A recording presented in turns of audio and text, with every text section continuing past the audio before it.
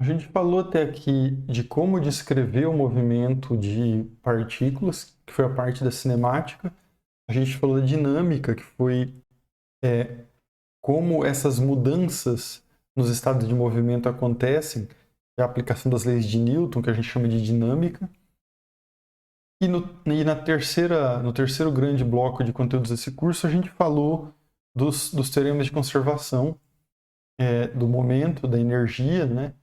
E aí, por consequência, de trabalho, energia, energia mecânica, energia potencial e centro de massa também. Então, com isso, a gente consegue descrever uma infinidade de situações da mecânica em uma dimensão, ou duas.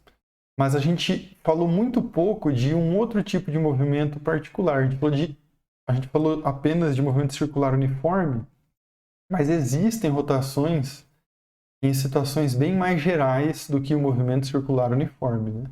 Seja na rotação do nosso planeta em torno de si mesmo, do nosso planeta em torno do Sol, dentro de um motor ou de uma máquina, como um gerador eólico ou qualquer outra coisa parecida com isso. A primeira coisa que a gente precisa entender quando a gente vai falar de rotação é uma convenção que a gente faz com o nome ou a forma que a gente vai tratar as coordenadas na rotação. Então, qual que é a ideia da rotação, né? Pensando primeiro num movimento circular uniforme.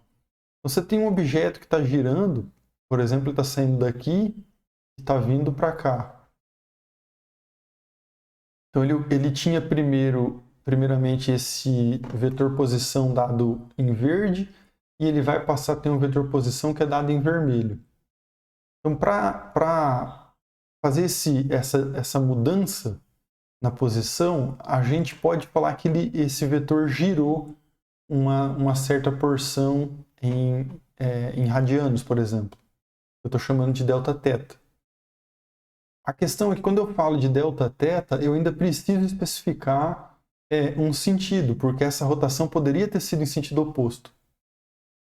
Então a gente convenciona, por isso tudo, que a gente vai usar vetores para representar a posição angular.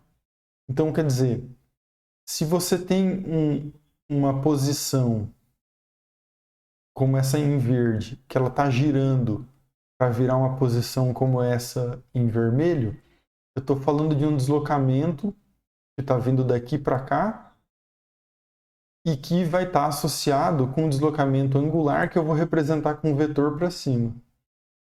Se eu trocasse isso aqui por uma rotação do vermelho para o verde, eu teria o mesmo módulo do vetor, só que ao invés de ele estar apontando para cima, ele está apontando para baixo. Isso aqui de forma alguma significa que tem algum movimento nessa direção aqui. Não é isso que utilizar essa notação vetorial significa. É só uma convenção para a gente ter um critério para descrever da maneira, vamos dizer, numa linguagem comum para qualquer livro, para qualquer país, idioma, enfim, em que a gente pode utilizar essa linguagem para resolver os problemas, né? Então é assim que a gente define. Uma maneira de lembrar isso é você usar a regra da mão direita. Então, se você colocar o seu indicador, por exemplo, apontando para o verde e girar o seu indicador como se fosse esse vetor verde que vai vir na direção do vermelho, quando você está fazendo esse giro, o teu polegar vai apontar na direção desse vetor aqui. Então, se você inverter o sentido da rotação, né, você tentar colocar o seu indicador aqui no vermelho e fazer ele girar na direção do verde, pensa que usando a mão direita você sempre vai fazer o seu polegar girar para dentro, né? Eu digo, vai fazer o seu indicador girar para dentro. Quando você faz assim com a mão, então você vai girar sempre para cá. Ó. Então, quando você está fazendo essa rotação para cá, o teu vetor de deslocamento angular aponta para cima aqui. E isso você deve fazer com a mão direita, tá? Aqui na câmera eu estou usando a minha mão direita, que não aparece necessariamente aí para vocês como a minha mão direita. Então, por que que isso é necessário? Vai ficar mais claro daqui a pouco quando a gente definir outras variáveis, né? Então, se a gente tem a posição dada por um vetor delta-θ, faz sentido a gente procurar o vetor que vai ser o equivalente, né? Então, o vetor velocidade angular, já que eu tenho o vetor deslocamento angular. Então, como que a gente faz isso? Lembrando que o vetor velocidade linear, mesmo na rotação, ele é definido como limite de ΔT tendendo a zero de um deslocamento infinitesimal ΔS, né? Se eu estou falando da velocidade tangencial, é sempre infinitesimal, né? Eu não poderia pegar, por exemplo, esses dois vetores da forma que estão representados aqui. Eu tenho que primeiro fazer o limite desse Δθ muito pequeno, né? O que significa dizer que daí o verde e o vermelho aqui vão estar muito próximos um do outro. Então, vou trocar a letra ali para manter o padrão que eu estava fazendo. Então, Δθ tendendo a zero. ΔS, que é um vetor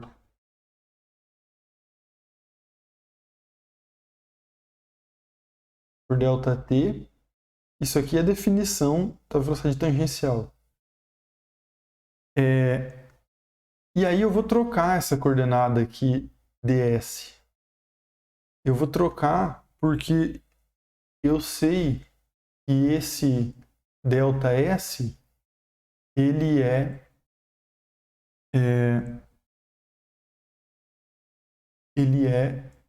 o Δθ vezes produto vetorial mesmo, né? Não é vezes de produto escalar, produto vetorial com o vetor R.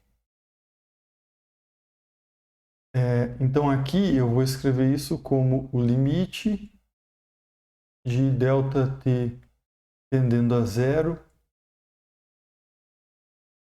de Δθ vetorial por ΔT vezes o produto vetorial com o vetor R. Aqui não tem esse pontinho não, tá? Vezes o produto vetorial com R. E por que eu estou fazendo isso? Bom, primeiro aqui na parte do vetor, a gente usa há muito tempo uma expressão que reproduz o que está aqui, né? Quando eu estou tomando o módulo, né? O módulo de uma circunferência, a gente diz que ele é 2πr. Então, quando eu estou pegando o módulo da circunferência, que é o comprimento total em preto representado nessa figura aqui, né? Eu estou pegando uma volta inteira. Aí agora a gente está pegando só um pedaço da volta, um pedaço infinitesimal, que é Δθ. E aqui eu estou dizendo que esse ΔS é igual ao produto vetorial do Δθ com R. Por que isso? Porque o produto vetorial, você também pode usar a regra da mão direita. Você coloca o seu indicador aqui para cima, apontando na direção desse vetor. Você coloca o seu dedo do meio apontando na direção do verde, que é o vetor posição R, né? E o produto vetorial dos dois, desses dois dedos aqui, vai dar o polegar. Vai dar na direção do polegar.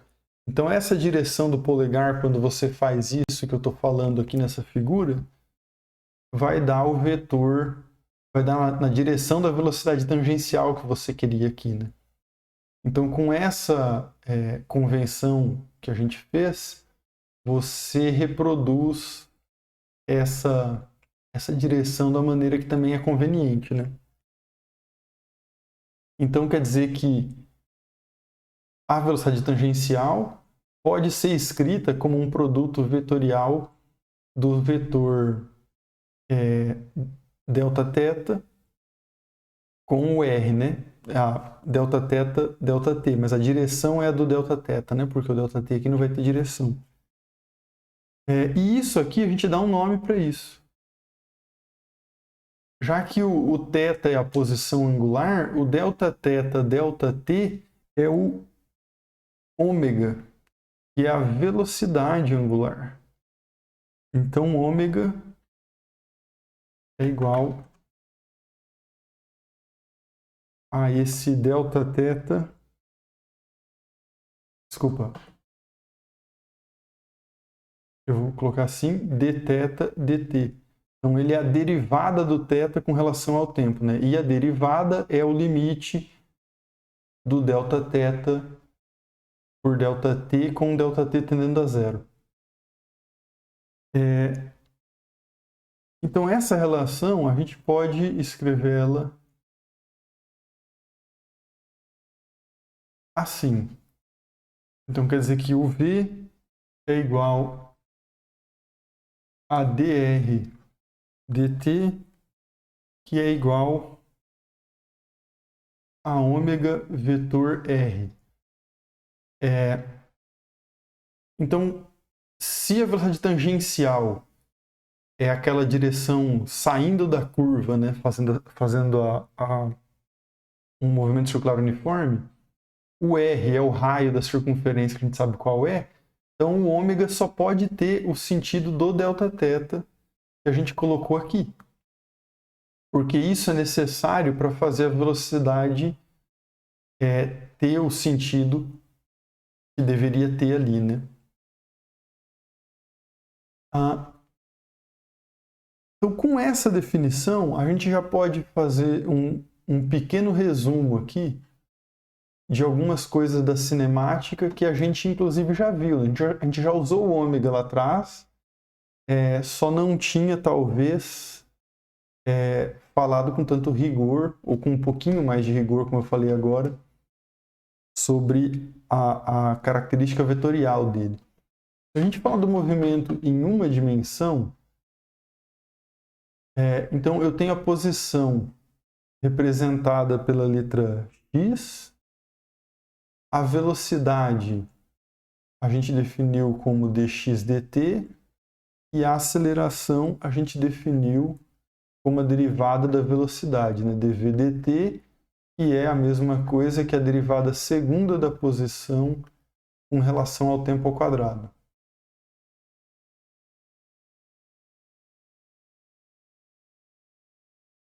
E aqui na rotação, a gente tem uma situação em que eu estou trocando a posição pelo θ, e que vai ser um vetor. Eu tenho a velocidade angular, que eu estou chamando de ômega, que também vai ser um vetor, já que é a derivada de um outro vetor, né? Então ele é a taxa de variação do θ com relação ao tempo. E aí eu também vou ter, de maneira equivalente, uma aceleração angular, que vai ser a derivada do ômega com relação ao tempo. Então, assim como a aceleração linear é uma variação da velocidade linear, a aceleração angular é uma variação da velocidade angular. Eu também posso chamar de d2θ dt2. Só que a gente não parou por aqui, né? Isso aqui é basicamente aquele primeiro bloco, o que a gente está naquele primeiro bloco do curso, que era posição, velocidade e aceleração, e como descrever o movimento quando eu tenho situações diversas com valores dessas três coisas. Só que a gente precisa também do resto da tabela, né? O que a gente viu no segundo bloco, a gente começou a falar de força, começou a falar depois de trabalho, enfim, de outras coisas. A gente precisa buscar quais são essas outras coordenadas da cinemática, como que a gente trata elas na rotação. Então, como que eu trato força na rotação? E aí uma forma de começar a fazer isso é a gente partir da definição de trabalho. Então, em uma dimensão, a gente tinha aqui o ΔW era a força vezes o ΔX.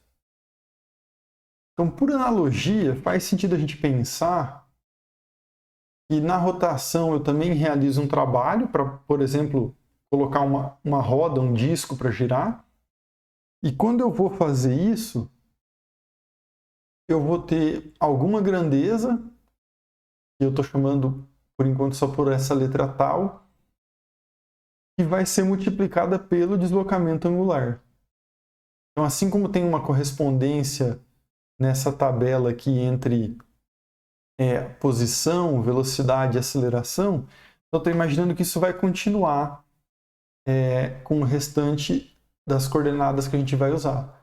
Então, o ΔX continua correspondendo a algum Δθ, o trabalho, enfim, trabalho tem uma unidade de energia, então trabalho, tanto faz se é para girar ou para transladar alguma coisa, isso vai ser trabalho. E aí então deve ter alguma outra coisa que vai meio que fazer o papel da força na rotação, que talvez não seja a força diretamente, né?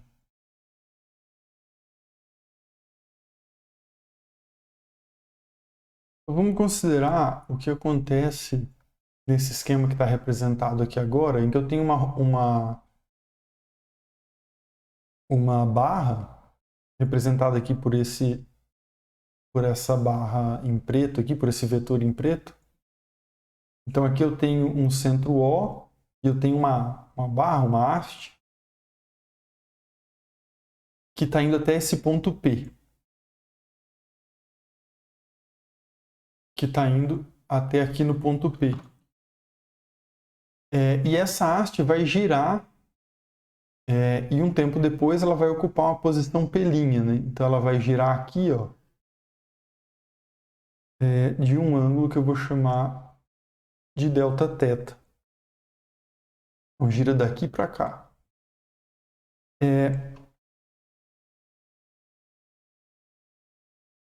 E ela vai girar porque alguém vai estar aplicando uma força que eu estou chamando de F, tá num ângulo, sendo aplicada num ângulo genérico aqui. E aí eu vou dar um nome de que esse ângulo aqui é o ângulo φ. Mas eu estou interessado na situação limite em que eu tenho esse ângulo aqui muito pequeno, né? Eu não vou desenhar aqui porque daí eu não tenho nem espaço para desenhar, né?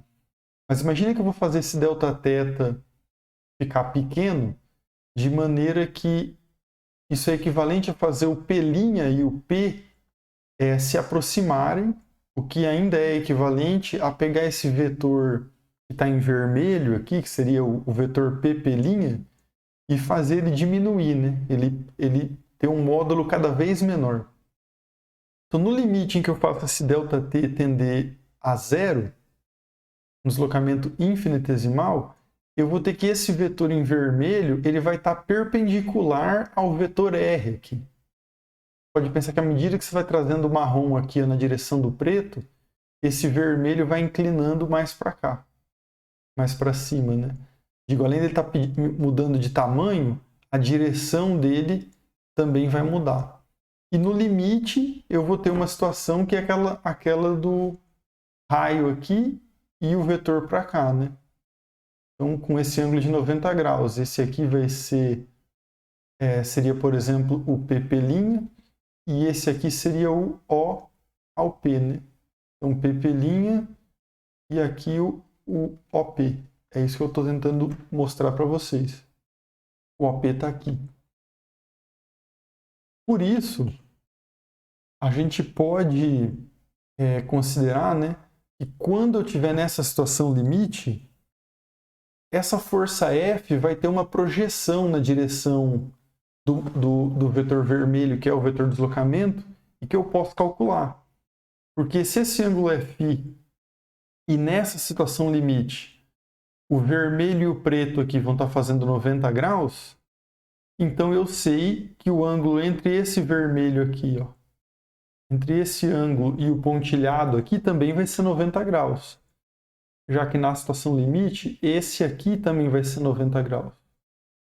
Então daqui até lá tem 180.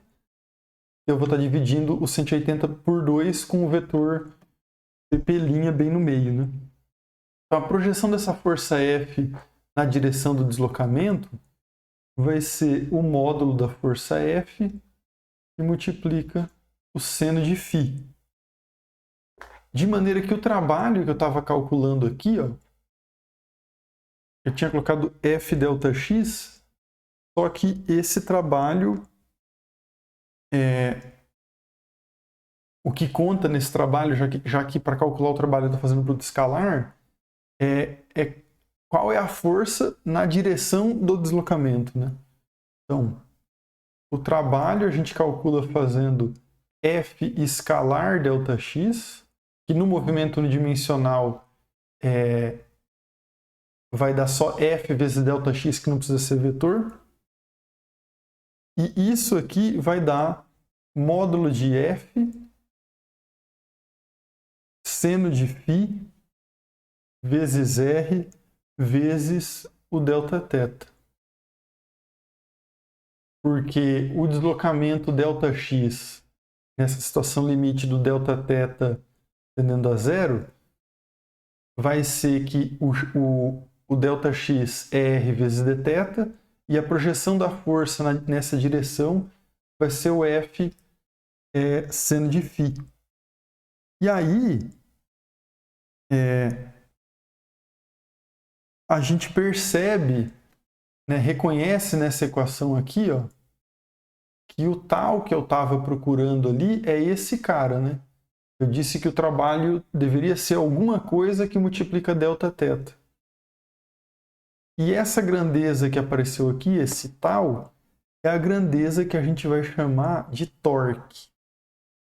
Então o torque é F vezes R vezes seno de φ, que é análoga à força F para a rotação. Aqui eu estou falando da rotação em torno desse ponto O, né?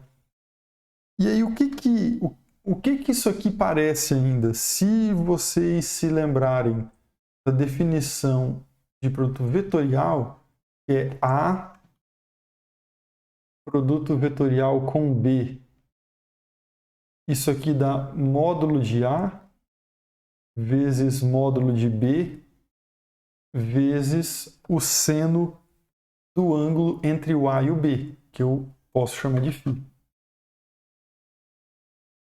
Então, nessa equação que a gente... eu vou dizer que eu estou tentando deduzir, mas isso aqui não é exatamente uma dedução. Estou dando mais uma motivação de por que o torque é isso, né? Então, a gente tem F e R, que são dois vetores. Aqui eu tenho o F e o R. E o ângulo entre o F e o R é justamente o seno de φ. O que eu quero dizer com isso é que esse torque que a gente está escrevendo aqui, isso aqui é a norma, do jeito que eu escrevi aqui embaixo, né? Aquilo é a norma de um produto vetorial A vezes B, A vetor B. Então quer dizer que o torque, ele é, na verdade, R produto vetorial com F. Então, assim como no movimento em uma, duas dimensões, a gente tinha velocidade, que era um vetor, aceleração, que era um vetor, força, que era um vetor, na rotação a gente tem deslocamento angular, que é um vetor, a velocidade angular, a aceleração angular, e não é que não tem força, mas é que além da força, na rotação a gente precisa considerar esse R aqui, que alguns vão chamar de braço de torque,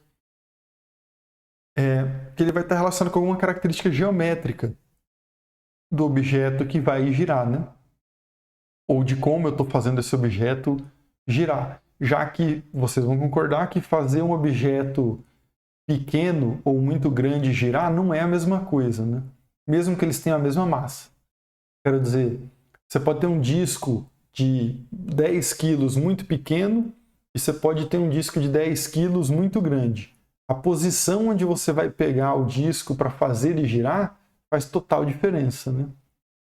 Então tem vários exemplos em que a gente vê no nosso dia a dia em que a gente pode experimentar essa equação do torque que a gente está demonstrando aqui agora.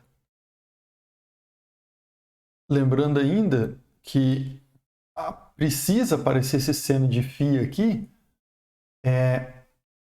porque, por exemplo, se eu fizer uma força que é paralela ao vetor R, essa força não vai exercer torque, né? Digo, eu nunca vou fazer esse ponto P girar para o ponto P' se eu puxar o ponto P na direção do pontilhado que está aqui. Por outro lado, se eu fizer a força com um ângulo de 90 graus aqui, né, da forma que eu defini, se eu fizer o φ igual a 90, aí essa força vai estar exatamente na direção em que eu estou fazendo a haste girar, né? E é por isso que a gente precisa sempre considerar aonde e com que ângulo essa força está sendo aplicada, né? Uma situação real, prática, né, onde isso aparece, é quando eu tenho o que a gente chama de uma força central. Numa força central, ela é qualquer força que tem a característica de apontar para o centro de uma trajetória. Então, é uma força que só tem componente radial, ela só aponta na direção. Se é de uma circunferência, só aponta na direção do raio. Se é para uma elipse, continua apontando para o centro dessa elipse. Então, o que acontece aqui? O torque para esse tipo de força vai sempre ser R vetor F, só que a força central ela tem uma direção que é a do versor R, né, como eu escrevi aqui em cima. Então, isso quer dizer que isso aqui vai dar zero. Então, para qualquer força que puxa na direção do centro do centro da trajetória dessa circunferência ou elipse que está sendo percorrida, eu sempre vou ter que essa força não vai alterar a velocidade angular do objeto, o que pode parecer uma coisa não muito intuitiva. Por que isso acontece? Então quer dizer que se a Terra está girando em torno do Sol, se ela fica mais perto ou mais longe do Sol, a velocidade linear da Terra muda. Só que a velocidade angular não muda. Não quer dizer que não afeta a velocidade do objeto que está em órbita, nesse caso. Afeta, só que não vai afetar a velocidade angular. E a gente já vai ver mais sobre isso. Mas antes, ou melhor, para chegar lá, vamos lembrar que força é dp/dt. É a taxa de variação do momento com relação ao tempo. Então quer dizer que no torque, que é R vetor F, eu posso colocar aqui R vetor dp/dt. E a gente pode simplificar isso aqui ainda de alguma forma. Então vou mostrar aqui para vocês, para encurtar o caminho. Se a gente pegar e for calcular a derivada de dt de R vetor P, isso aqui vai dar a derivada do primeiro vezes o segundo. Então, dr dt produto vetorial com P mais o primeiro R que multiplica o produto vetorial de dp dt. Mas veja só, dr dt é a velocidade. Então, se esse cara aqui é a velocidade, esse p aqui, que é o momento, ele é m vezes a velocidade. Então, quer dizer que esse v é paralelo ao vetor p. Se eles são paralelos, quer dizer que o ângulo é zero, e na definição do produto vetorial, que está aqui em cima, o módulo do produto vetorial é a vezes b vezes o seno do ângulo entre os dois vetores. Então, se esse ângulo é zero, como a gente tem aqui, então quer dizer que esse termo aqui inteiro vai a zero. Então, como eu tinha aqui, ó, r vetor dp dt, eu posso trocar isso aqui por d dt de r vetor p, que é aquilo que eu mostrei ali em cima. Então, por que eu estou fazendo isso? Porque eu disse que o torque é o análogo da força, né? Vamos dizer assim, ele é a força com a característica geométrica do sistema que está girando e da força que está sendo aplicada, né? De qual a direção e a intensidade dessa força que está sendo aplicada. Então, já que existe um momento linear e que ele é uma coisa importante em uma dimensão, deve existir uma coisa análoga na rotação. E essa coisa é justamente isso que apareceu aqui, que a gente chama de R vetor P. Então, assim como a gente pode escrever que a força é igual a dp dt, a gente pode escrever que o torque é igual a ddt de um L. E esse L é justamente esse cara aqui, ó. Então, L, que é igual a R vetor P, esse é o momento angular. Então, vocês devem estar percebendo que tudo que a gente viu em movimento até aqui, a gente está agora obtendo qual é a versão angular do negócio, né? Então, tem velocidade angular, aceleração angular, a força é substituída pelo torque, né? E o momento linear é substituído pelo momento angular. Claro que tanto o torque quanto o momento angular têm uma relação direta com os seus, vamos dizer assim, primos do movimento de translação, né? Com esse momento aqui. Mas vale diretamente essa analogia que eu estou fazendo e vale pensar sobre isso. Um exemplo prático disso aqui acontecendo, dessa conservação do momento por causa do torque ser zero, conservação do momento angular agora, a gente conhecia de muito tempo atrás por uma coisa que a gente chama de segunda lei de Kepler. Então, qual que era a ideia do Kepler? Ele imaginou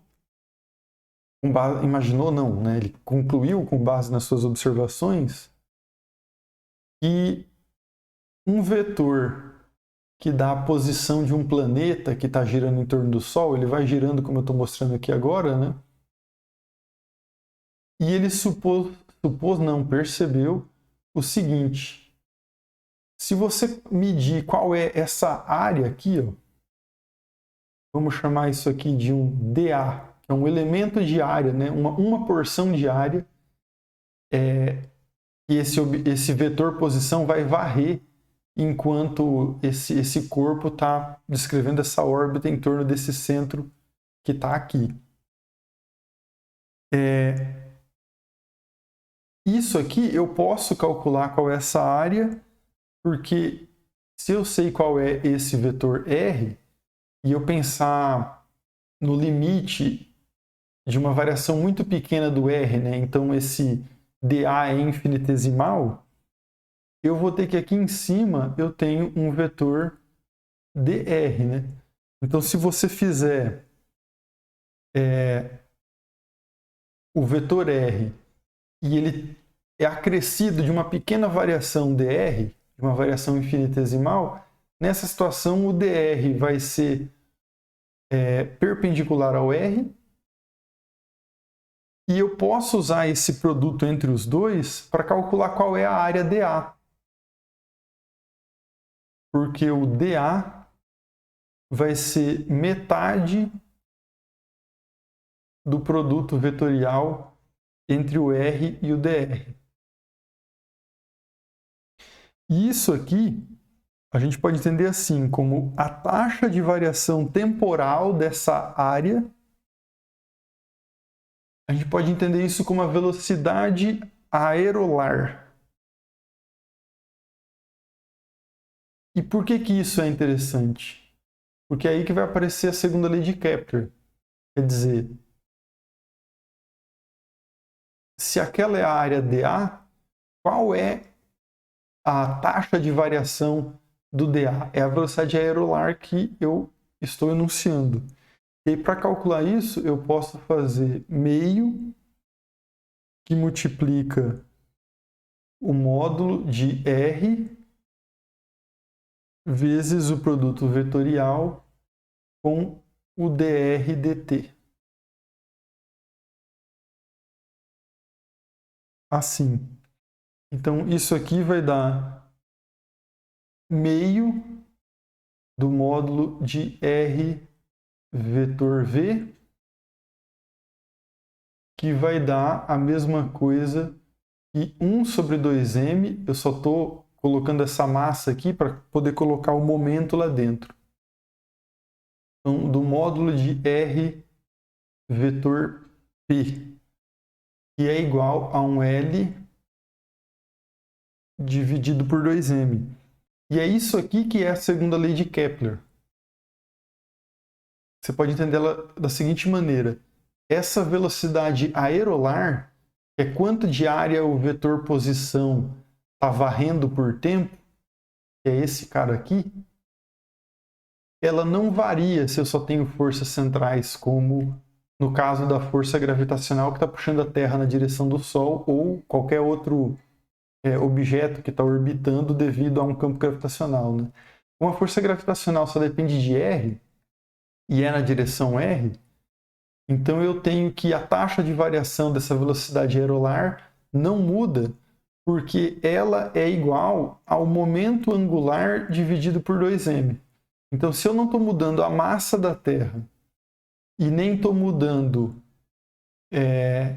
e só tenho a força gravitacional atuando, que é uma força central, então quer dizer que o momento angular não muda.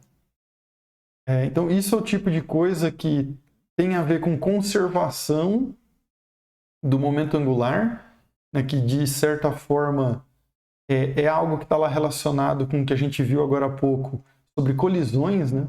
A gente aplicou conservação do momento angular justamente para essas colisões. E essa mesma característica física dessa lei de conservação, na rotação tem esse tipo de implicação. Então, se você pegar no caso da Terra, né, se você medir qual a área que foi varrida pelo vetor posição da Terra em 24 horas agora, e qual é essa área que vai ser varrida nas 24 horas entre o dia 30 de dezembro e 31 de dezembro, né, daqui a 8, 9 meses, né, tô gravando esse vídeo em março, essa velocidade não muda. Então, a quantidade de área que o vetor vai varrer, ela é uma constante. A gente sabe disso porque a Terra está sujeita a forças centrais, e com forças centrais eu tenho conservação do momento angular, que é uma característica bastante interessante da rotação.